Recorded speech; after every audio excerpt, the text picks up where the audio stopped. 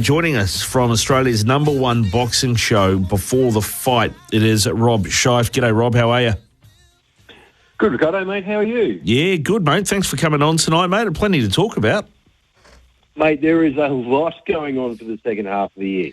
It is starting out in a really big way. It looks like it's going to be much bigger than the first half of the year, that's for sure. Wow, I thought 2021 had more big fights than I could ever remember in a single year, but this year I think it might even go close to beating it. It's unbelievable how we've progressed through COVID, and now the following years afterwards, it just seems like boxing has just gone from strength to strength in Australia and in New Zealand. Yeah, massive, mate. We're going to talk local fighters because there are plenty of them. We're certainly producing them both sides of the ditch. But let's talk the big fight from just the other day, actually. Anthony Joshua up against Alexander Usyk. Not really much of a surprise, I don't think. I mean, Usyk well and truly outboxed him. I guess the question is, what next for AJ? Well, with Anthony Joshua, a term that's just started coming up recently has been called, a term that's been coined, a money weight. Now, I'd heard it a couple of times in the lead-up this year, but Eddie Hearn himself from Matchroom used it 4 times in the closing press conference with Anthony Joshua. And what he means by money weight is if Anthony Joshua fights in England, then it doesn't matter if he fights Dillian Whyte, Derek Chisora, Zheli Zhang, any of the up-and-coming heavyweights, Daniel Dubois, Joe Joyce, doesn't matter if he fights any of them, it's going to be a money fight, and Brits, UK followers, and international followers are going to pay to see it. So Anthony Joshua, they're taking him right back. It's not going to be any more stadium fights at the moment, definitely no world titles, but he's definitely what has been coined by Eddie Hearn as a money weight fighter.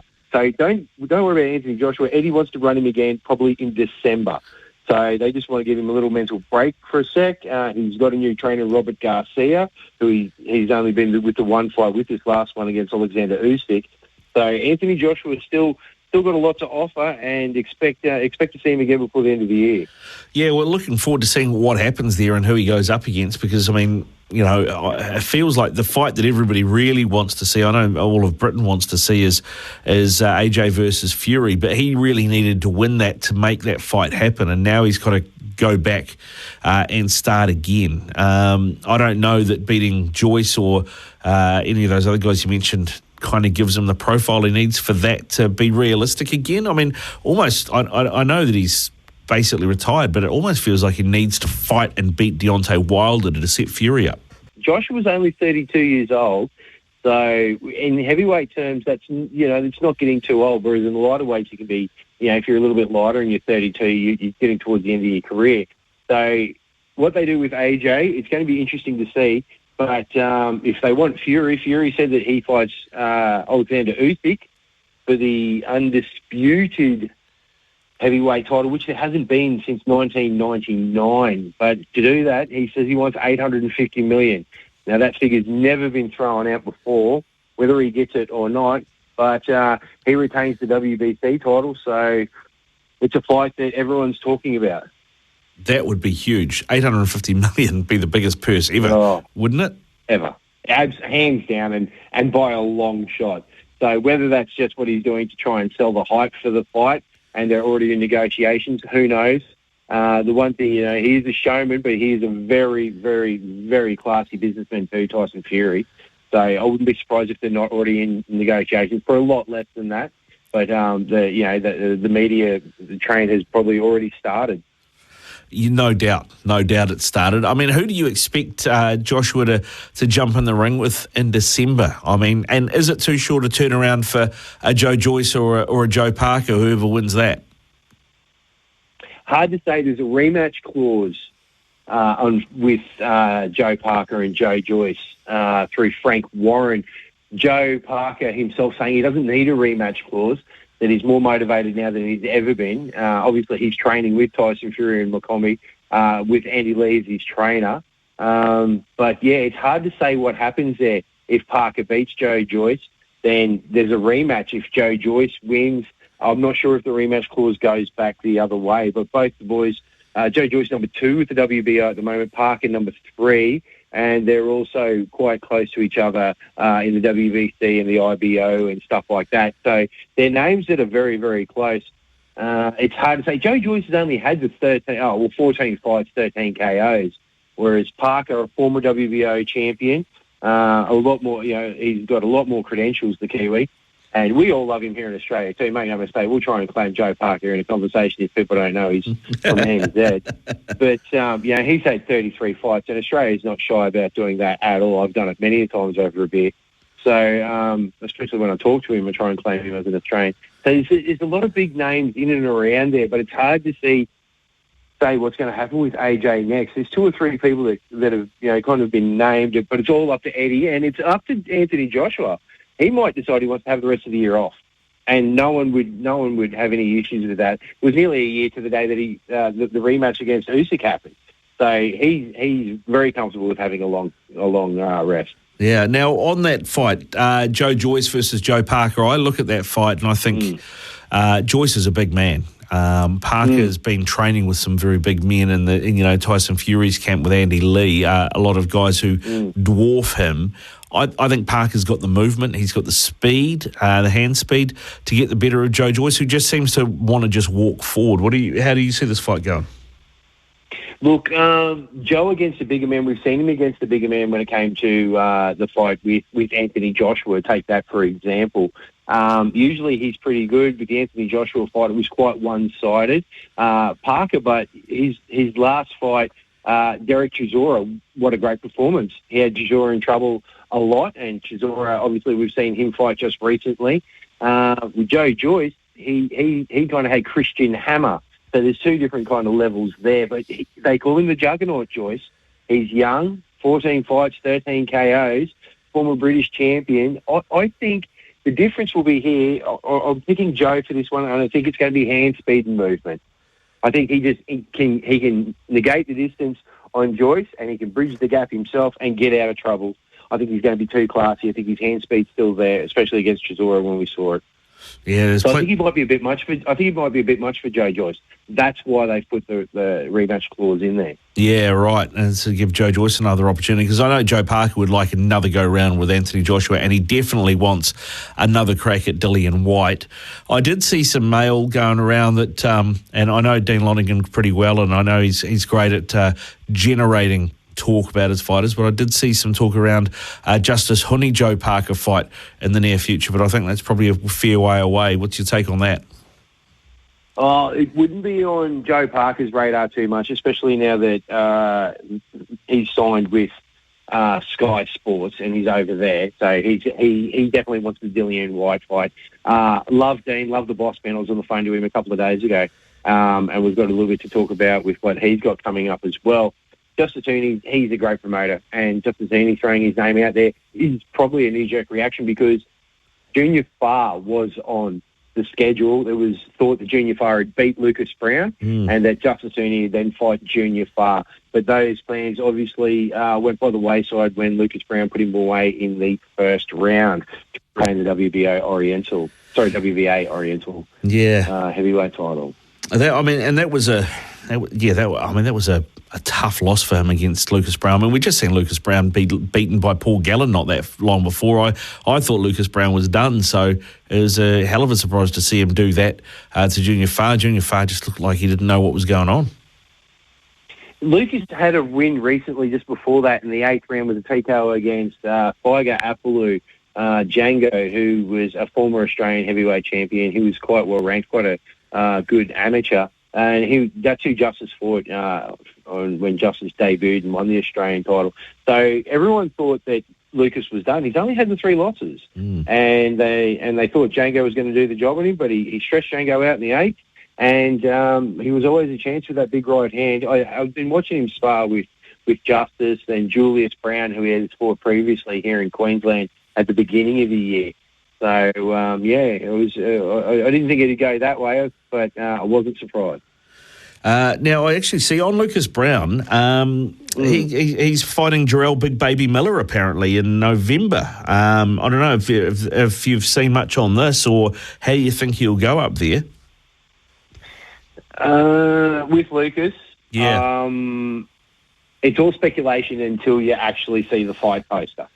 Right. Okay. Until it's actually 100% official. As far as I'm not 100% sure if it is or it isn't at the moment. Love Lucas Brown, big fan. But he's only had the 3 losses. He's got a WBA title. He's got a decent ranking. He's quite popular in Britain. Anything could happen. Yeah. He could get a phone call and things could change. Yeah. Yeah, we'll have to see. Yeah, that was Dan Raphael put that out not long ago. That might be happening. So we'll definitely keep an eye on that. Of course, another big fight that is only a couple of weeks ago that DAZN will be carrying is Triple G up against Canelo Alvarez, the trilogy fight, Saturday the 17th of September. Which way do you think this is going? I mean, Canelo's going to have to drop a lot of weight to get down for this. Look, he holds all the titles. He's undisputed at super middleweight. He's probably very comfortable at super middleweight. He was small at light heavyweight. This is a strange situation where we're talking about Canelo Alvarez and Gennady Golovkin, and both of them are coming off losses. So, wasn't long ago, Dimitri Bivol, 7th of May, Canelo Alvarez stepped up to light heavyweight for the WBA super light heavyweight title and fought Dimitri Bivol, and he lost. Bivol was just too big, too strong for him. And 9th of April, Ryota Murata, holds the middleweight title in Japan. And Gennady Golovkin went to Japan, and he lost, by all accounts, to Ryota Murata. Now, Golovkin's 40 years old. Last time they fought was in 2018. The first time in 2017, it was a very controversial draw. And the second one in 18 with the win going to Canelo. Some people thinking that Triple G could even have won that one. This time I think it's going to be a closeout. It's the Canelo's 61st fight and Gennady Golovkin's 44th fight. It's a great money fight, but I think Canelo's going to get rid of him quite easily and quite quickly in this one. Yeah, and that'll be the trilogy. John, do you think Triple G will retire after that? Yes. That's the male? I do. Yeah, well, look, he's 40 now, and by all accounts, I think he even noticed that he'd lost a bit of speed when he was fighting Murata. So this is the perfect time for Canelo to be fighting him. He gets to defend his IBF, WBA, WBO, WBC, and Ring Magazine super middleweight titles, so all 5 belts. It's good. It's a good payday. He puts it to rest. It's the trilogy.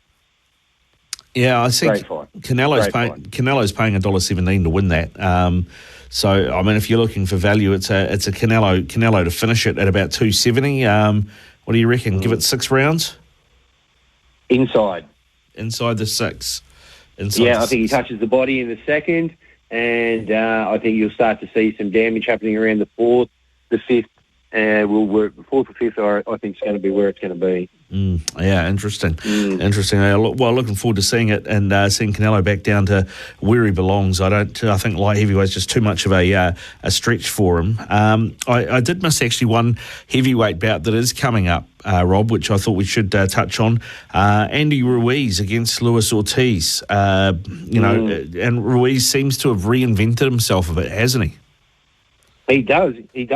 He wants to say that he's still there and he can still, make a claim for a run. Former WBO champion, having beaten AJ, so he's not too far away. AJ obviously coming back and getting the win against him.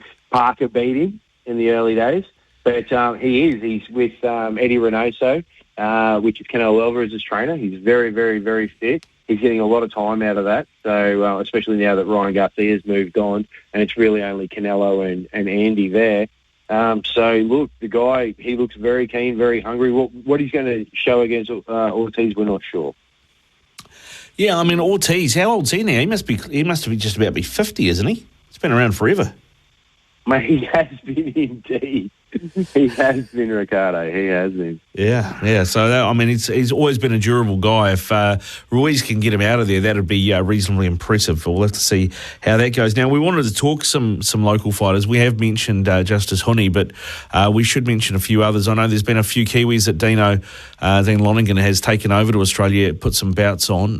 Jerome Pamplon, Andre as well, Mikhailovich, and David Light, maybe not so much as part of that stable, but he's also floating around. What do you make of where Kiwi Boxing's at the moment, and who's impressed you? Look, it's very strong at the moment. David Light was very impressive with his last fight on the 7th of May against Anthony Morsmez with a first-round KO for the WBO International Cruiserweight fight that was happening in America, 7th of May this year. I was talking to Isaac Peach just before they left. He said that he was a red-hot favourite. I was a little dubious. He proved me wrong. First-round KO. Now David Light's fighting again on the 8th of October on the Super Saturday held by No Limit Boxing, which is going to be in Sydney, I think. I'm not sure. Just got to double-check where that one's going to be. Super Saturday. I can't remember. No, Newcastle,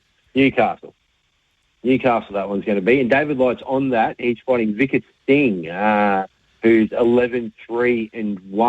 Vikas has fought Australians like Floyd Masson and Luke Medini. He went the distance with Floyd Masson and went and got KO'd the 8th round by Luke Medini. But he's fighting David Light over here in Australia on the 8th of October. So David Light's still in there. Isaac says that he's doing really, really well and that he's fit and ready to go. And there's some big names in the cruiserweight division.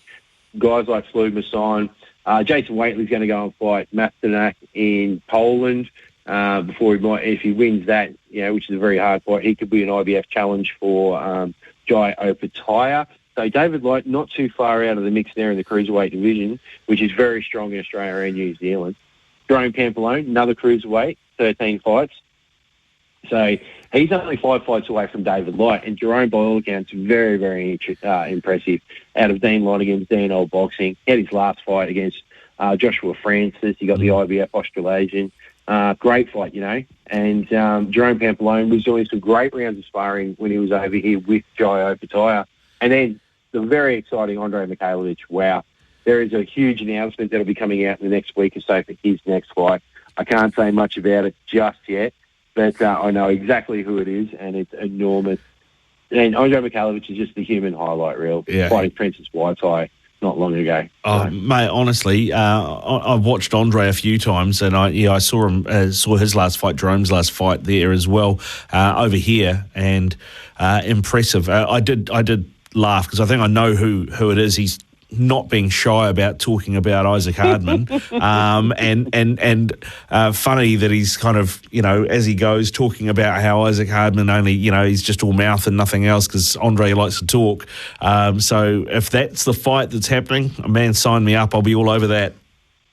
Oh, mate, that'd be a great fight. Let me tell you right now, Riccardo, I'd be right there as well in amongst it. That would be an amazing fight to make happen. Yeah, it would be, mate. Now, Jerome Pamplon, because Jerome is really a light heavyweight. He stepped up to cruiserweight to fight Chucky Francis, who was the New Zealand cruiserweight champion. And, I went into that fight thinking, well, I know Jerome's probably going to be the quicker fighter.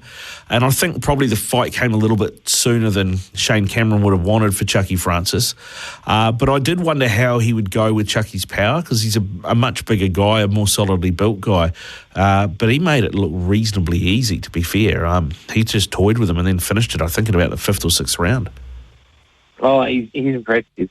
Keep an eye on Jerome Pamplon. At light heavyweight, he's an absolute weapon. At cruiserweight, he could almost be a little bit too small. So, he's very impressive. He is. And Isaac Peach has got all the faith in him. He comes from a great stable, and he's just going from strength to strength. So, and with his record, the way he's going, he could make some big waves in the light heavyweight and the cruiserweight division. Yeah, I 100% agree. Hey, Rob, it's been a real pleasure, mate, having you on. It's great to chat boxing with you, and, keep up the good work too, man. Before the fight, great YouTube videos, great content as well. And where can people check you out? Look, we're at every major fight night and the weigh-ins, having all the fun, doing all the interviews. But you can find us on Instagram, YouTube, Facebook, all the social medias, and at every boxing show. Yeah, well, of course, there is a big show coming up on the 15th of October, isn't there, in Brisbane, before I let you go. Liam Parrow and Brock Jarvis. Is that the first matchroom fight in Aussie? It is the very first matchroom fight in Australia. Yes, Eddie Hearn's very excited. There's going to be some big names on there, Dempsey McKean, Sky Nicholson. So there's a lot of good Aussies fighting on that one. But Parrow versus Jarvis, both guys not really super impressive in their first fights. Parrow going down in the first round but still winning, and Brock Jarvis having a very tough second round but coming around with a 5th round TKO in Fresno in California, that one. So Eddie wants to make sure that the boys are ready for the big time, so he's going to make them fight each other. That's a great way of doing things rather than gatekeeping, eh? I mean, which boxing has been guilty of in the past. Absolutely, and when you're Eddie Hearn, which is the number one promoter with Matchroom, you've got DAZN behind you. You can make these decisions, and it's either put up or shut up, and the boys are ready. They're throwing their hats in the ring. They're ready to go. Very interesting because both the trainers are very close to each other. The DiCarlos are very close to the Fenix, and when Eddie Hearn rang Angelo DiCarlo, he said to him from Ace Boxing, "We want this fight. What do you think?" Angelo said, "This fight's never going to happen. We're close friends with the Fenix. It won't happen." Eddie Hearn got off the phone to Angelo DiCarlo, rang Jeff Fenix, and he said, "Jeff Fenix, what do you think about the fight?" Jeff Fenix said, "Sign me up. We'll fight him tomorrow." So there's been a little bit of turmoil amongst the families there. It's been quite an interesting watch. But both sides keeping it very respectful, but there's no love lost in this one between Liam Paro and Brock Jarvis. It's going to be a barn burner. It's going to be a great fight. Mate, it's going to be great. Actually, another great fight, that I was going to ask you about, and I forgot to, so I'll chuck it in here at the end, Rob, if you don't mind. You can charge us overtime for this one. Eubank Jr. versus Ben. Sons are two legends. This is happening, I think, first, second week of October over in the UK. I can't see past Eubank Jr. with his power. Where are you on this? Look, great fight. Born to fight each other because of the surnames, but not really. Saturday, the 8th of October, O2 Arena in London. We have a super welterweight fight. Now, Conor Ben has campaigned at welterweight his entire career. This one, Chris Eubank's been fighting at middleweight, so he's coming down to super welterweight. Conor Ben coming up. Chris Eubank, only the 2 losses out of 34 outings. Whereas Conor Ben, quite the novice in regard, only 21 fights, but 14 KOs. He has been impressive. Chris Van Eden and Chris Algieri were his last 2 opponents.